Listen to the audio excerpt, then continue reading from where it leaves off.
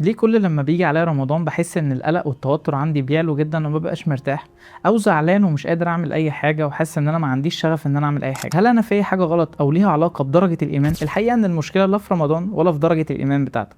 المشكله موجوده من قبل كده ولكن انت مش واخد بالك منها، ولما رمضان بيجي بتظهر قوي. غالبا لو انت شخص بتخاف انك تغلط او بتحاول تعمل حساب لكل حاجه وعايز تبقى حاسس ان انت مسيطر على كل حاجه عشان خاطر ما تغلطش وحد يلومك، هنا نقدر نقول ان عندك مشاكل او اعراض من اضطراب القلب. ولان رمضان مليان انشطه وبنحاول نستفيد منه على قد ما بنقدر، بتحس ان انت داخل عايز تعمل كل حاجه في نفس الوقت، مش عايز حاجه تفوتك، وهنا بيزيد عندك نسبه القلق جدا لدرجه انك ما بتعرفش تستمتع اصلا بيه. اما الناس اللي بتحس بخنقه او بتحس انها مش قادره تعمل اي حاجه وزعلانه طول الوقت في رمضان، هنا في مشكله تانية. جايز ان شهر رمضان او التوقيت ده في السنه حصل لك فيه ذكرى سيئه، او فقدت حد، او تعرضت لصدمه ما، فبالتالي الوقت والاجواء لما بتتعاد تاني بيتعاد معاها تاني نفس المشاعر السلبيه اللي انت كنت بتحس بيها وقت الصدمه. والمشاكل اللي احنا اتكلمنا فيها دي ملهاش علاقه لا بدرجه الايمان بتاعتك ولا بيك انت وحش ولا كويس. فلو انت عندك المشاكل دي طول الوقت، هنا محتاج تعرف ايه المشكله بالظبط وهتحلها ازاي، وفي يوتوبيا نقدر نساعدك تعمل ده.